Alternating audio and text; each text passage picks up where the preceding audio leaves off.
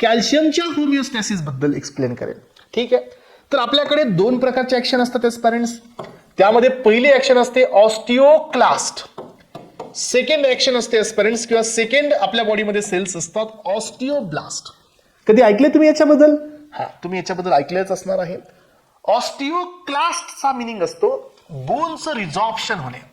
Yes, bone रिझॉर्प्शन म्हणजे काय? Bone मधून लिकेज होणे. ऑस्टिओब्लास्टचं मिनिंग असतं बोनचं फॉर्मेशन होणे, म्हणजे बोन मध्ये डिपॉझिशन होणे. बोन मध्ये आपल्याकडे कॅल्शियम आहे, बोन मध्ये आपल्याकडे फॉस्फेट बी आहे. सो मिनरलायझेशन आणि डिमिनरलायझेशन असंही तुम्ही याला म्हणू शकता. मग आता साधासा क्वेश्चन आहे माझा, आणि ही होमिओस्टॅसिस खूप युनिक आहे. जेवढे रेफरन्सेस तुम्ही रेफर कराल you will get the confusion. पण मी दिलेल्या नोट्स रेफर करा, याच्यामध्ये कसलंच कन्फ्युजन नाही आहे. अलग लक्षात. आणि हे 100% ॲक्युरेट आहे. अलग लक्षात. त्यामुळे ह्या टॉपिककडे जरा लक्ष देऊन ऐकायचं फ्रेंड्स. तर माझ्याकडे हा बोन आहे, राईट. सो यानंतर इथं माझ्याकडे ब्लड आहे. त्यानंतर फ्रेंड्स या ब्लडमध्ये सो येणारे कॉम्पोनंट्स पहा. इथून इकडे कॅल्शियम येते, दिस इज कॉल्ड रिझॉर्प्शन. अलग लक्षात.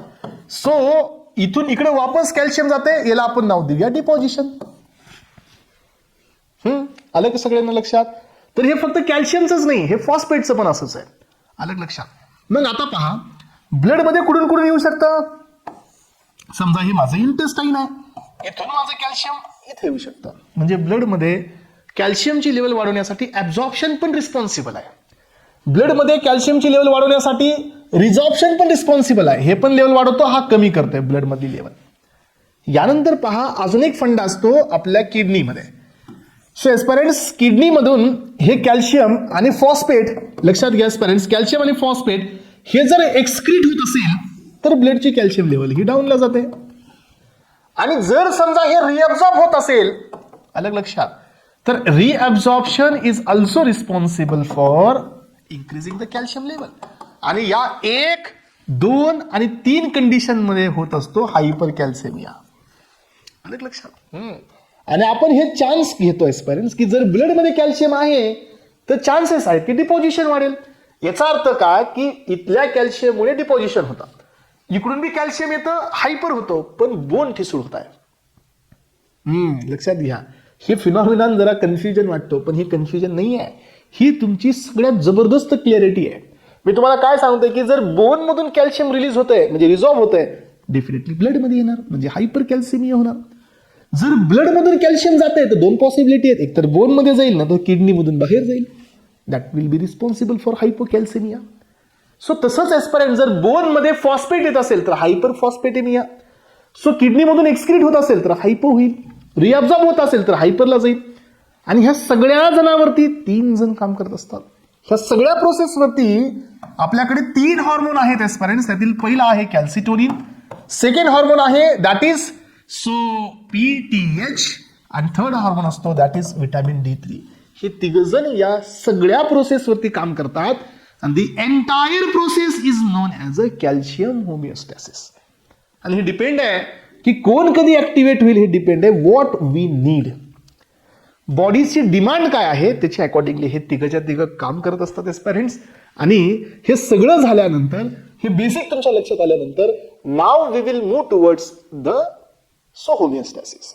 आणि याच्यामध्ये मी पहिल्यांदा तुमच्या समोर व्हिटॅमिन D घेऊन येतोय. तर एस्पायरंट्स थोडंसं माझ्याकडे लक्ष द्या आता या इथून पुढच्या पॉईंटकडे, कारण इथून पुढे सगळे शब्द तुम्हाला सारखे वाटतील पण सारखे नाही आहेत. सगळा पॉईंटचा जो सिलेबस आहे तो तुम्हाला सेम वाटेल पण हा सेम नाही आहे, डिफरन्स आहे सगळ्यांमध्ये. तर आता काय झालं पहा की इथं तुमचा PO4 मायनस इथं वाढलाय ब्लड मधला. हे सेरम आहे म्हणजे ब्लड, इथं पण सेरम आहे म्हणजे ब्लड. याचा अर्थ काय? सो याचा अर्थ आहे की इथं तुम्हाला व्हिटॅमिन D मुळे येस ब्लडची कॅल्शियम लेवल आणि ब्लडची फॉस्फेट लेवल इन्क्रीज झालेली आहे. कशामुळे झाली? रिझन शोधा. त्यातील पहिलं रिझन आहे इन्क्रीजेस द कॅल्शियम ऍब्झॉर्प्शन. अलग लक्षात. आपण ऍब्झॉर्प्शन वाढवलं म्हणजे इंटेस्टाईन मधून ऍब्झॉर्प्शन वाढते तर डेफिनेटली कॅल्शियमची ब्लड लेवल वाढते. इन्क्रीजेस द फॉस्फेट ऍब्झॉर्प्शन, याचा अर्थ याच्यामुळे पण ब्लड लेवल वाढते. मी तुम्हाला आत्ताच सांगितलं. सो कोणते फॅक्टर्स हे ब्लड लेवल इन्क्रीज करण्यासाठी रिस्पॉन्सिबल आहेत? त्यातील पहिलं आहे ऍब्झॉर्प्शन, सेकंड आहे रिझॉर्प्शन आणि तिसरं आहे रिअब्झॉर्प्शन. लक्षात येते का? बघा सो रिझॉर्प्शन, ऍब्झॉर्प्शन आणि रिअब्झॉर्प्शन ह्या तिघांमुळे ब्लड लेवल ही वाढते. मग आता याच्यातील पहिले या दोघांचा इफेक्ट काय झाला? ऍब्झॉर्प्शन जास्त झाले तर ब्लड लेवल वाढणार. दुसरी ऍक्शन काय पहा, माइल्ड इन्क्रीजिंग द कॅल्शियम रिअब्झॉर्प्शन, म्हणजे रिअब्झॉर्प्शन पण वाढले आणि फॉस्फेटचं पण रिअब्झॉर्प्शन वाढवलंय. याचा अर्थ काय की विटामिन D3, सो जो ऍक्टिव्ह फॉर्म असतो विटामिनचा, that is calcitriol, which is getting activated in to the kidney, तर हा तुमच्या ब्लड मधलं कॅल्शियम वाढवते. सो आणि हा तुमच्या ब्लड मधलं फॉस्फेट पण वाढवते ऍस्पायरेंट्स. मग आता तुम्ही मला सांगा, ब्लड मध्ये कॅल्शियम बी आहे, ब्लड मध्ये फॉस्फेट बी आहे, तर चान्सेस काय आहेत की हे ब्लड मधून बोन मध्ये जाऊ शकतं. याचा अर्थ vitamin D3 is responsible for the bone formation. हा, आलं का लक्षात सगळ्यांच्या? क्लिअर कट लक्षात ठेवा. क्लिअर कट म्हणतोय मी. आता आपल्याकडे दुसरा आहे PTH. This is पॅराथायरॉइड hormone. समजलं का? Vitamin D3. म्हणून तर एस्पायरेंट ज्यांच्या बॉडीमध्ये विटामिन D3 नाहीये ते osteoporosis, osteomalacia, softness in the bone, bone is become brittle, हे प्रॉब्लेम असतात की नाही विटामिन D3च्या डिफिशियन्सीमुळे असतात. मग डॉक्टर सजेस्ट करतात की सकाळ सकाळी तुम्ही काय करा, हा विटामिन सनशाईनचा विटामिन आहे, तिथे जाऊन बसा morning early in the morning, कारण सनलाईट पडेल तर एस्पायरेंट्स ऍक्टिव्हेशन होतं. तुम्हाला माहिती आहे कोलेस्ट्रॉल पासून विटामिनचं ऍक्टिव्हेशन होतं. पहिली स्टेप इनिशिएट होते. अशा 3 स्टेप असतात, एक स्किनमध्ये, दुसरी लिव्हरमध्ये आणि तिसरी असते किडनीमध्ये. फायनल ऍक्टिव्हेशन किडनीमध्ये होत असतं. मी तुम्हाला हे शिकवलंय कुठं? बायोकेमिस्ट्रीमध्ये. चला, तर एस्पायरेंट्स आता इथं पहा की पीटीएचचा रोल बघा काय आहे. पीटीएच हा तुमच्या सेरम मधलं कॅल्शियम वाढवतोय आणि फॉस्फेटला मात्र कमी करतोय.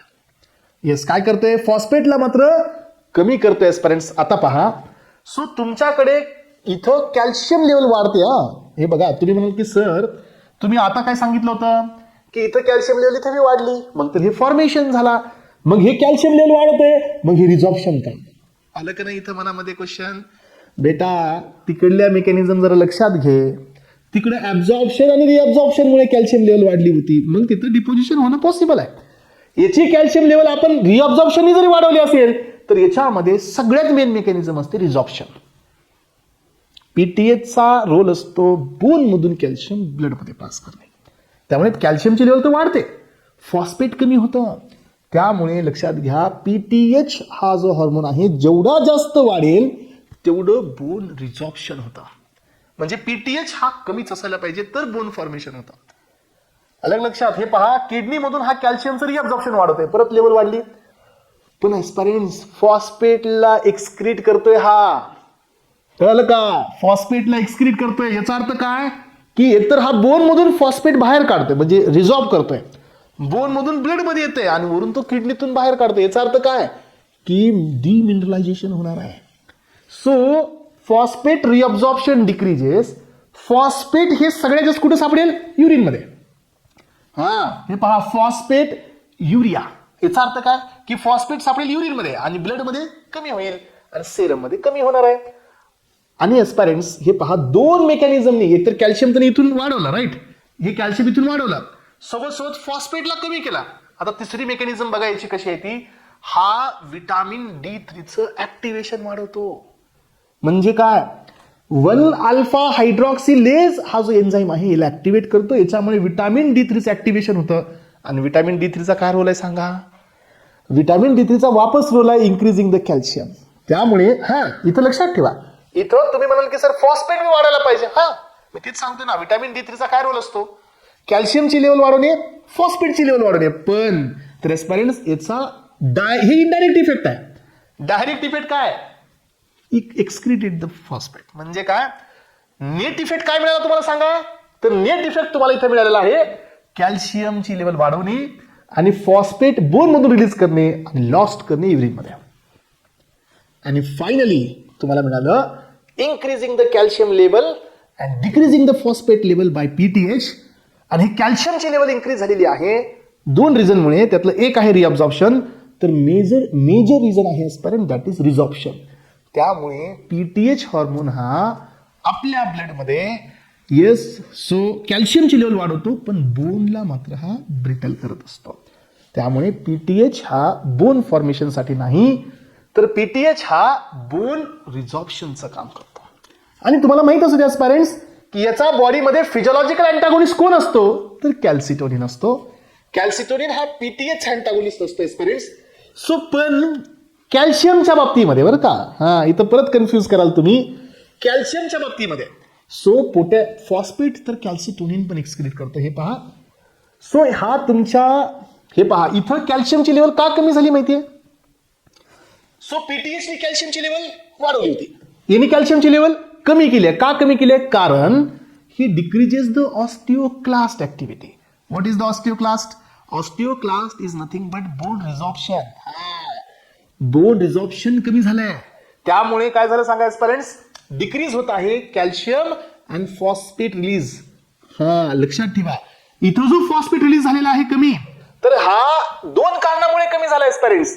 एक तर फॉस्फेटचं रिझॉर्प्शन कमी आहे आणि याला माइल्ड फॉस्फेट एक्सक्रिशनची एक्शन असते, म्हणून हा जास्त फॉस्फेटला एक्सक्रीट नाही करत, पण हा जास्त फॉस्फेटचं रिलीज कमी करतो बोन मधून, त्यामुळे हे ब्लड मध्ये येतच नाही. आणि हे कॅल्शियमचं पण बोन मधून ब्लड मध्ये येणार नाही, तर कॅल्शियम आणि फॉस्फेट दोघांचंही कॉन्सन्ट्रेशन कॅल्सिटोनिन हे डिक्रीज करतं. तुम्ही म्हणाल सर कॅल्सिटोनिन हा काय करतोय, पीटीएच अँटागोनिस्ट आहे, मग हा इफेक्ट कुठे अँटागोनिस्ट झाला? बेटा हा पण झाला, लक्ष दे, लक्ष घेऊन समज. सो यांनी काय केलं होतं, यांनी फॉस्फेटची लेवल कमी केली होती, पण कशी? एक्सक्रीशन वाढवून. यांनी फॉस्फेटची लेवल कशी कमी केली आहे? रिझॉर्प्शन कमी करून, समजून घ्या. आणि त्याच्यामुळे ह्यांनी फॉस्फेटची level, yes he has mild excretion ability, फॉस्फेटला थोडक्यात त्यांनी एक्सक्रीट केलं, पण मेन फॉस्फेटची लेवल कमी झाली, यांनी रिझॉर्प्शन कमी केलं, म्हणून हा इफेक्ट जरी सेम असेल तरी ऍक्शन मात्र दोघांची अँटागोनिस्ट आहे.